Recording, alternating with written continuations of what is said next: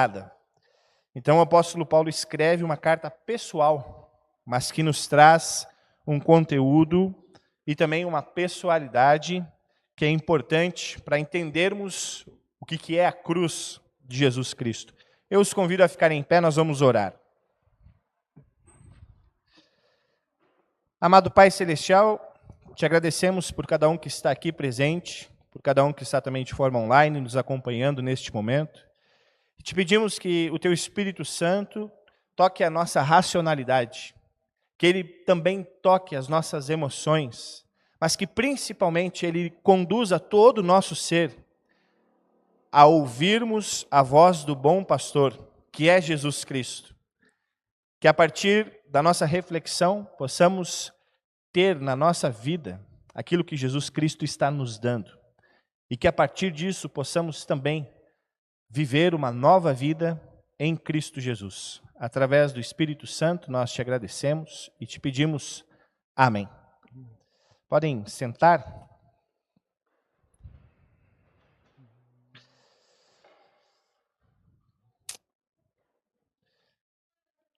O pastor que fez a palestra do simpósio, onde ele falou sobre uma missão de Deus marcada pela cruz, é o pastor Samuel Furman. Ele é professor lá no seminário da Etiópia, um país que tem 11 bilhões de luteranos. Então o desafio lá é justamente ele falar para pastores, ele ensina futuros pastores, ou pastores que querem continuar os seus estudos. E, por uma graça divina, nós dois somos muito amigos. Então, essa semana, já que ele está aqui no Brasil, eu consegui conversar com ele, o que é um privilégio, né? Conversar com o próprio palestrante sobre algumas questões que eu tive, algo que ele me ajudou também na elaboração dessa mensagem, justamente tentando, a gente não consegue entender, mas colocar para os nossos corações as nossas dúvidas, conforme semana passada eu falei, para aquele homem que está cheio de dúvidas, aquele pobre homem que está cheio de dúvidas em relação àquilo que Deus faz. E hoje, mais especificamente, marcada ou marcados por essa cruz de Cristo.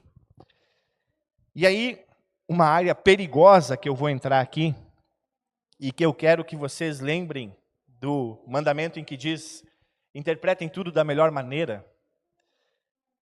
Eu vou abordar um pouco, não tão profundamente como eu gostaria, até porque é um assunto que eu estou estudando, não é algo que eu domine propriamente dito. Então pode ser que tenha algum equívoco aqui da minha parte, e alguém até pode discordar, e podemos conversar sobre isso. Mas o meu ponto aqui é tentarmos, a partir de alguns exemplos, vermos por que a teologia da cruz é algo que impacta a nossa forma de viver, a nossa forma de pensar. E daria para dizer que teríamos que começar com Adão e Eva, mas aí não teríamos tempo. Mas um aspecto importante na história, principalmente do Ocidente, e que impacta nós, é justamente aquilo que chamamos de iluminismo. É bem complexo, mas tentando resumir, a racionalidade ela toma conta da teologia. Alguns filósofos, filhos de pastores e até frequentadores, principalmente até luteranos, eles começam a racionalizar e colocar aqui, olha, a partir da razão, a partir do conhecimento, nós conseguimos ter uma perspectiva de melhora. Até o ponto de alguém dizer, olha, o homem é bom, mas a sociedade que o corrompe. Então, esse aspecto racionalista, que vem antes do iluminismo, mas a partir do iluminismo nós temos, digamos assim, o ponto oficial de começarmos a separar algo que o pastor Samuel falou, o sagrado do dia a dia. E aí o pastor Samuel até disse isso, né? Ele falou, olha, a partir do iluminismo, a fé deixou de ser coisas factuais, ou deixou de ser uma verdade, para ir no aspecto apenas do sentimento, ou no que poderíamos dizer, naquelas coisas que são da metafísica, ou aquelas coisas que são extraordinárias. Ela não faz mais parte do fato, da razão, daquilo que é. Então foi feita essa separação.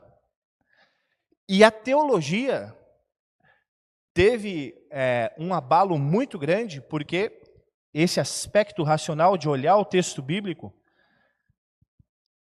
ele foi, digamos assim, bem impactante na teologia, principalmente da Europa, em que as pessoas começaram a olhar para o texto bíblico ao ponto de dizer, olha, Jesus não ressuscitou. Isso foi uma invenção dos discípulos. Os milagres que estão ali não são bem assim. Aquilo que está escrito no Antigo Testamento é só exclusivamente para aquele povo lá. Não tem tanto impacto hoje. O que alguns poderiam dizer deu início à chamada teologia liberal. Quando a pessoa olha para o texto bíblico e tenta fazer a sua tradução a partir do que ela é. Então eu olho para o texto bíblico e digo, será que o texto concorda com o que eu penso? Bom, se concorda, então está tudo bem.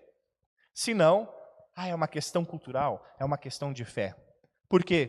Porque a fé foi tirada e colocada numa parte específica, que não é o todo do ser humano.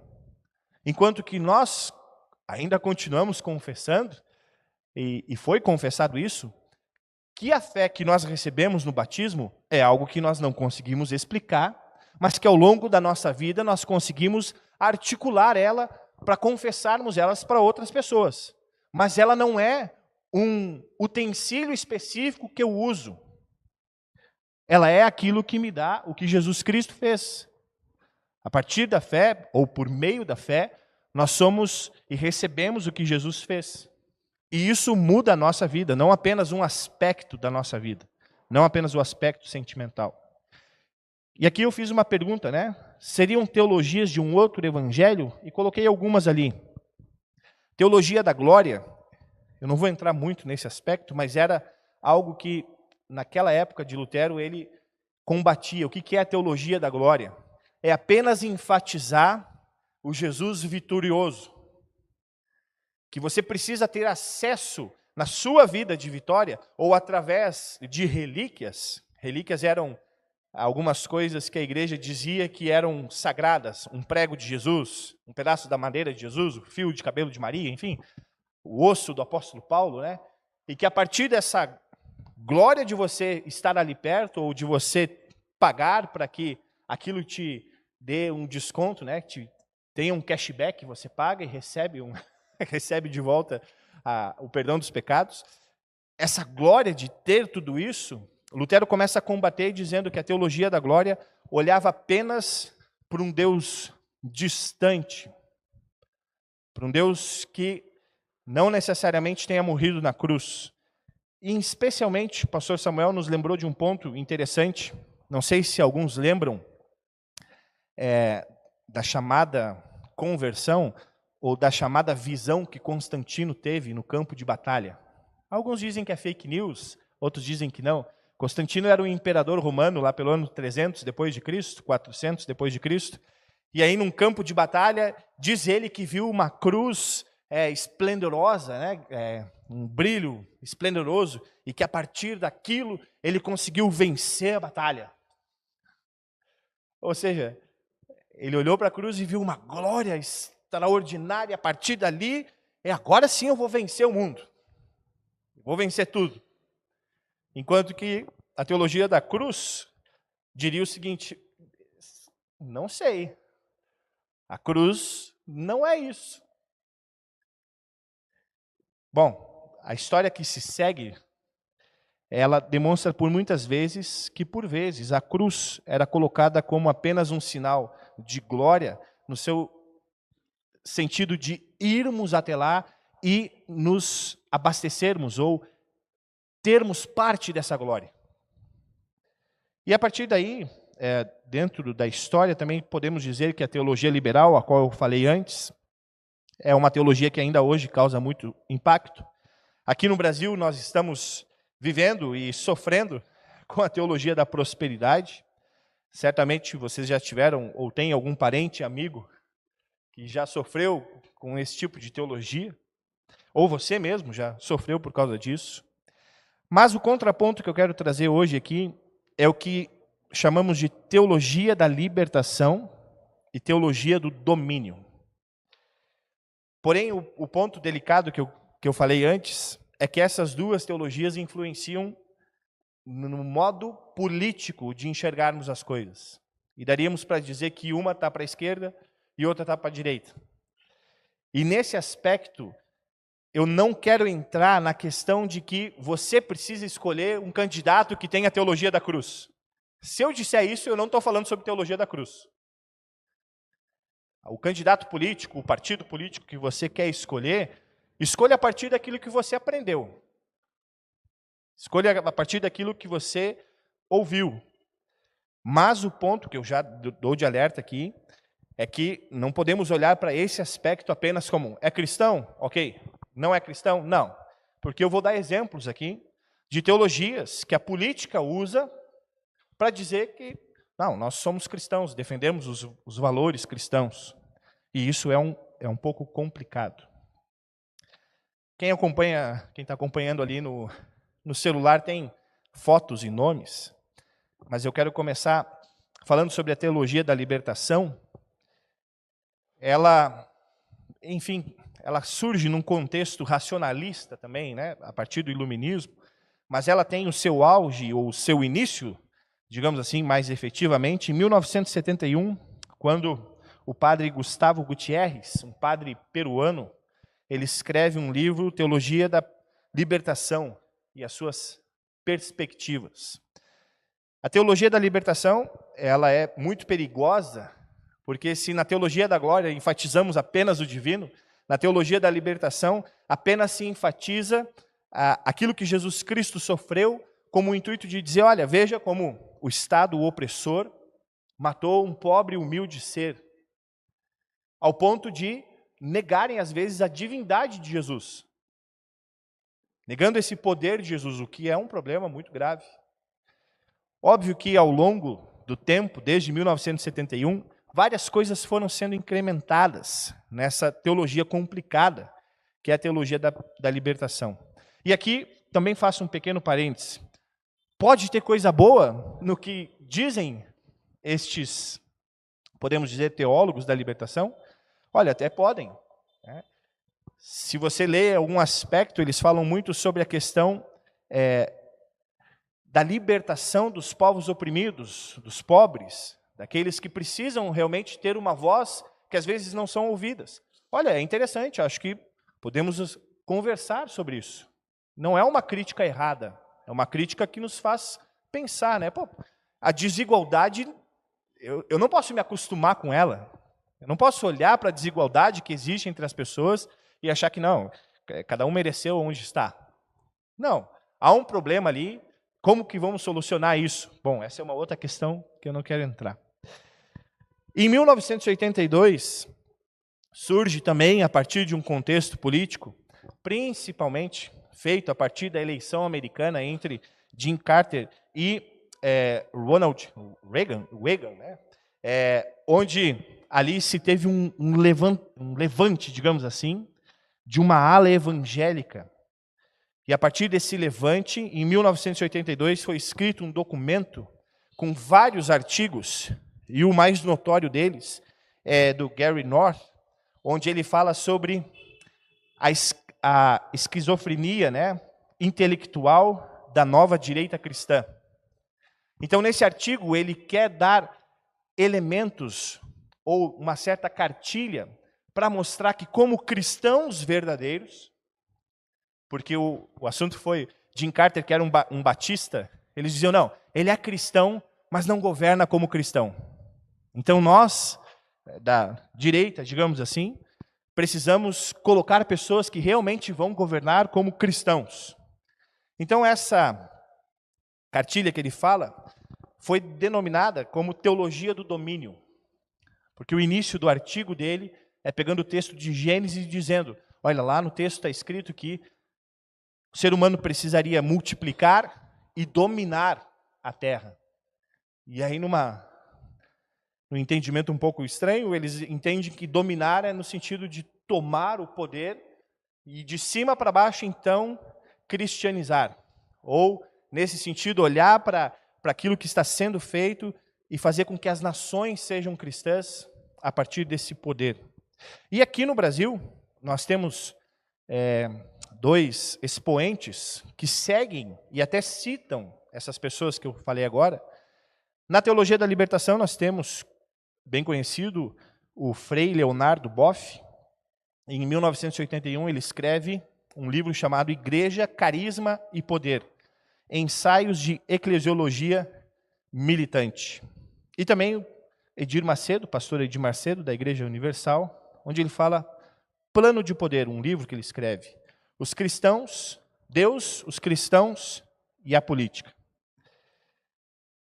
Como eu falei, o meu intuito não é entrar partidariamente nessa questão, mas apenas colocar para a nossa reflexão, e é algo que eu tenho feito essa semana, porque eu não consegui ler tudo o que chegou para mim, a partir desses assuntos, mas é algo que eu diria, qual que é o problema disso?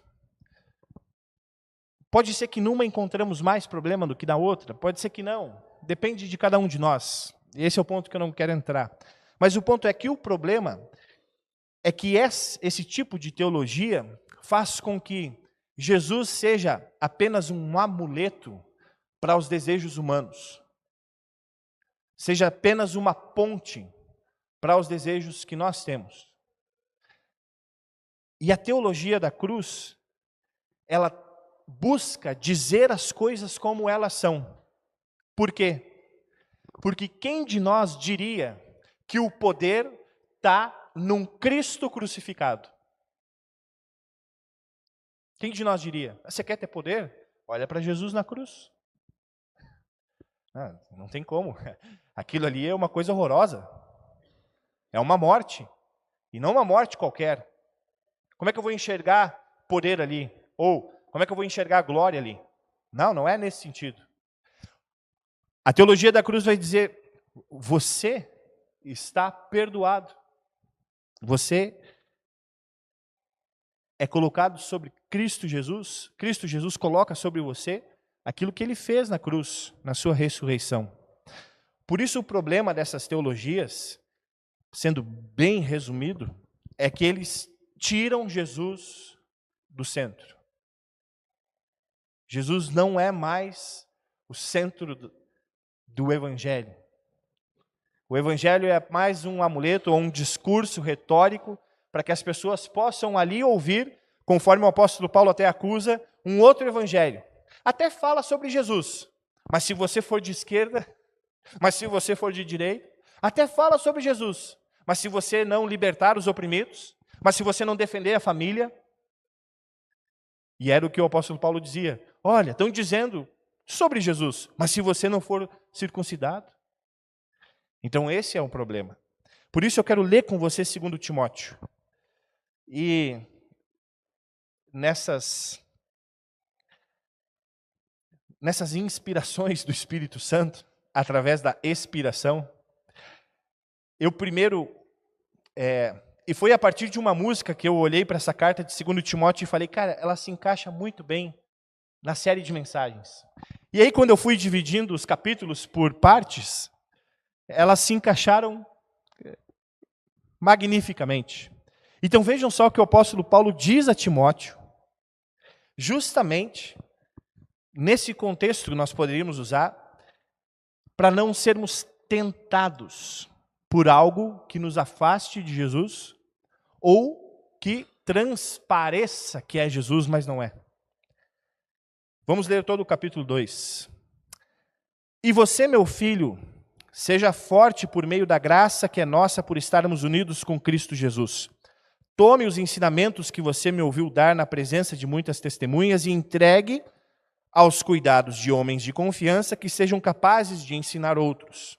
Como fiel soldado de Cristo Jesus, tome parte do meu sofrimento, pois o soldado, quando está servindo, quer agradar o seu comandante, e por isso não o envolve em negócios da vida civil.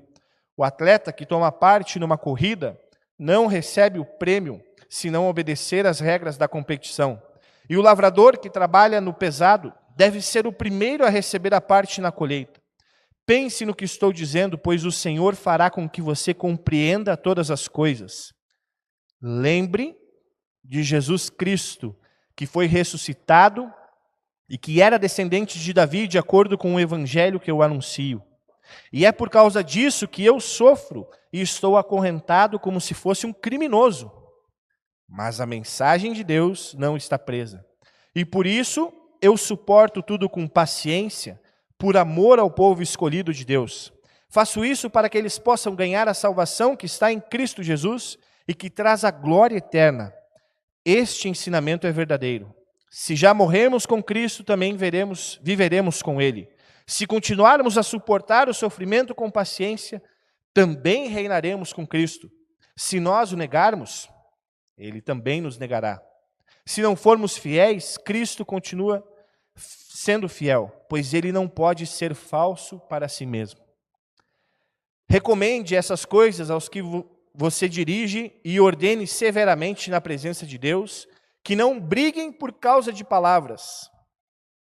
Brigar não é bom, pois somente prejudica os que estão presentes.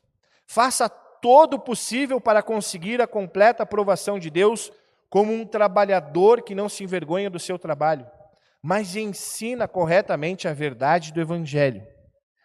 Evite os falatórios contrários aos ensinamentos cristãos, pois eles fazem com que as pessoas se afastem de Deus. As coisas que os falsos mestres ensinam se espalham como a gangrena. 2 desses mestres são Himeneu e Filito, os quais abandonaram o caminho da verdade. Eles afirmam que a nossa ressurreição já aconteceu, e assim estão atrapalhando a fé cristã de alguns. Mas o firme alicerce que Deus colocou não pode ser abalado.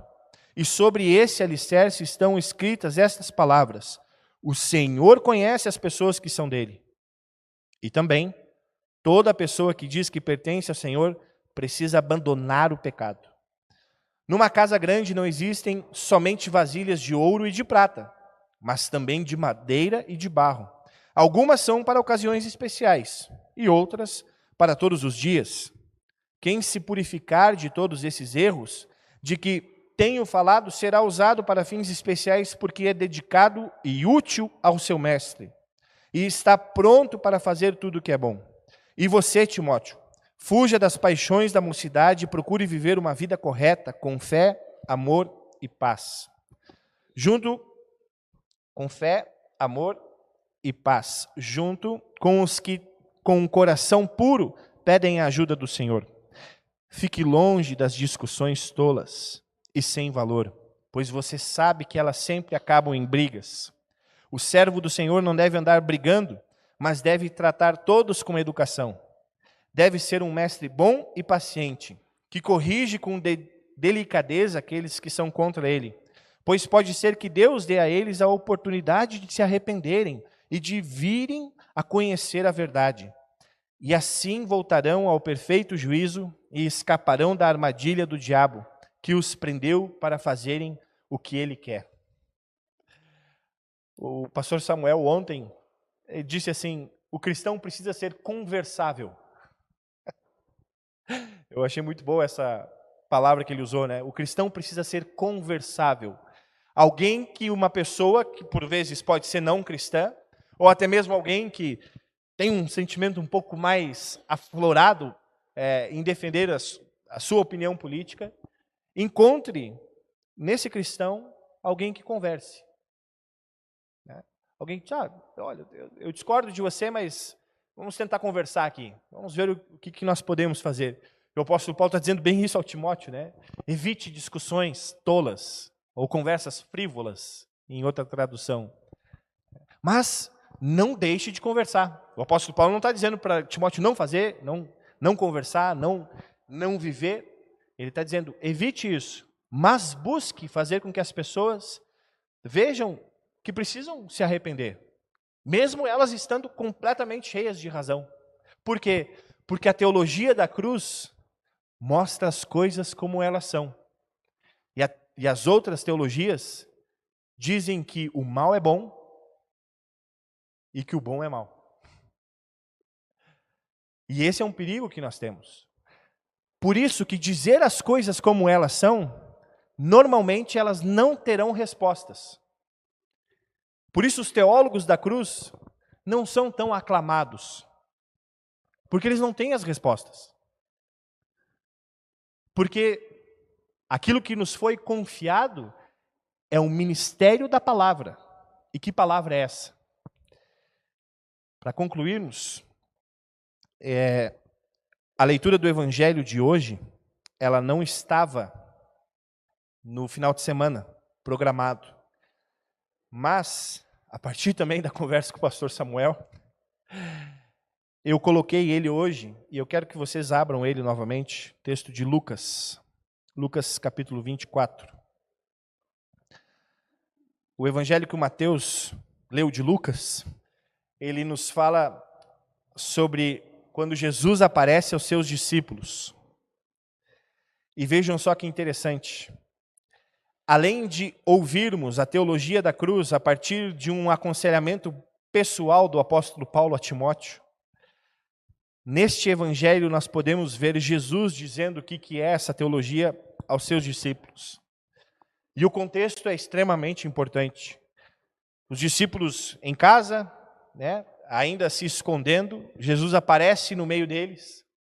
E o que ele diz? Meus discípulos, libertem os oprimidos. Vamos fazer uma revolução contra aqueles que dominam, que oprimem todos. Meus discípulos, vamos conservar a verdadeira família, aqueles que nós precisamos cuidar. Vamos fazer com que todos tenham a fé e a moral cristã, para que assim possamos ter uma vida melhor. Algo que eu vou falar na última série de mensagens, que é sobre se nós ainda somos uma igreja relevante, ou que igreja que nós queremos ser, é até uma provocação que eu faço aqui nesse momento. Por que nós iniciamos o nosso culto pedindo perdão dos nossos pecados? Existem várias explicações, mas uma delas está nesse texto. Jesus, logo após ressuscitar, o que ele diz para os seus discípulos fazerem? Lá no versículo 47. E que em nome dele a mensagem sobre o arrependimento e o perdão dos pecados seja anunciada a todas as nações, começando em Jerusalém. Essa é a base da teologia da cruz. Nós cremos e confessamos que é a partir do arrependimento e do perdão dos pecados que a vida pode mudar.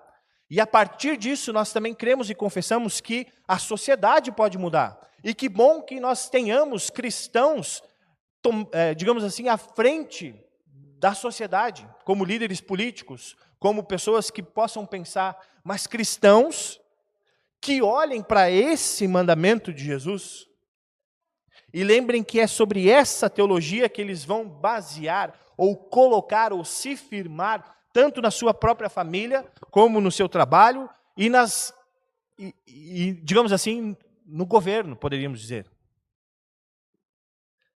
Esse ponto de olharmos para essa questão da teologia da cruz e lembrarmos que Jesus Cristo pede aos seus discípulos, logo após que ele ressuscita, continuar fazendo isso. E o que os discípulos fazem quando acontece uma situação específica? Lá em Atos, as pessoas chegam, as viúvas chegam para os discípulos e dizem, olha, as viúvas mais ricas estão recebendo uma quantidade um pouco maior dos donativos, enquanto que as mais pobres estão recebendo menos.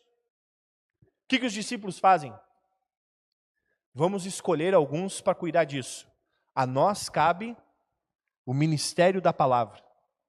Óbvio que ali é uma questão justamente dessa função que Deus institui do ministro da palavra, do pastor. Isso é uma outra conversa. Mas vejam só, os discípulos também tinham esse entendimento. As coisas podem mudar, mas a partir da palavra. E essa palavra, ela sempre vai ser, primeiramente, contra mim. Na faculdade eu aprendi que o comportamento humano é dessa forma. Então, se o texto bíblico está dizendo que é outra, o texto bíblico está errado. Porque as lentes que eu estou olhando o texto bíblico já não são mais da cruz. São agora daquilo que eu aprendi em algum lugar, com os meus amigos, ou até mesmo com a minha família, ou na faculdade, né? Eu não quero, falei faculdade e lembrei da polêmica. Não é esse sentido que eu estou falando. O ponto é que, quando nós ouvimos sobre o Evangelho, ele sempre vai nos causar constrangimento. Ele nunca vai nos levar para uma glória. Mas esse constrangimento nos faz, a partir do Evangelho, recebermos um perdão que não entendemos, um perdão que não merecemos. E isso não parte de nós, mas é um dom de Deus. É uma graça de Deus que nós recebemos, mesmo não sabendo de tudo e mesmo não concordando com Deus. E essa briga, ela vai continuar existindo em nós. Essa briga que nós temos entre o que nós queremos e o que Deus quer, ela vai continuar. E o apóstolo Paulo fala isso a Timóteo. Para que Timóteo permaneça firme, assim como um lavrador, assim como um soldado, assim como um atleta. Ele diz, continue naquilo que foi te direcionado. Se é para anunciar a palavra, anuncie. Se isso te fizer ter a tentação de ir para um outro caminho, cuidado. A teologia da cruz precisa nos mostrar que, para a missão de Deus, nós precisamos ter ela como a nossa base para sermos conversáveis e que, a partir dessa conversa, como diz Jesus aos discípulos, falar sobre a mensagem de arrependimento e de perdão dos pecados. E aí, para terminar, eu acabo com um exemplo que o pastor Éder Piperguns, que é o nosso vice-presidente de missão da igreja, deu no dia de ontem. Ele disse que quando ele era pastor, até ele falou sobre cabeleireira, né? Diz que estava a moça da igreja estava com a cabeleireira e ela disse, e a cabeleireira perguntou, você vai numa igreja? Eu falei, vou. Qual igreja que você vai? Luterana. Hã? Aí a pessoa não sabe o que era, disse, lá naquela igreja que fica do lado do correio. Nossa, aquela igreja é bonita. E aí o pastor conta que eles tinham acabado de reformar a igreja. Ficou muito bonita. E a cabeleireira disse assim, mas mais bonito ainda é o que tem dentro da igreja. Porque ela estava falando da palavra que é anunciada ali. Depois a pessoa passou a frequentar a igreja. Mas vejam, uma coisa simples que demonstra isso que complexamente eu estou tentando dizer sobre a teologia da cruz. A gente poderia ter dito, ou a cabeleireira podia ter dito, sim, a nossa igreja agora está com tudo. Caixa positivo, né? Tem ar-condicionado, o data show funciona. Tudo isso está sensacional. Veja, aproveite, vai lá e desfrute disso. É o que nós chamaríamos, então, que glória. Mas o que ela falou? Não, lá dentro tem uma coisa mais bonita ainda, que é esse evangelho. Que logo no início do culto nos confronta. Como assim, sou pecador? Mas que na Santa Ceia reenfatiza e coloca novamente Jesus Cristo como centro. Jesus Cristo na cruz como nosso amado.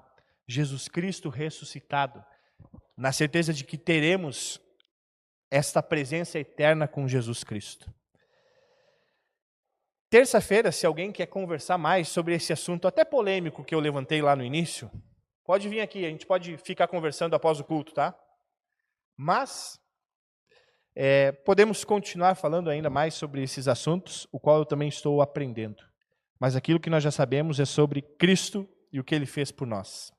Em nome desse nosso Cristo vivo, amém.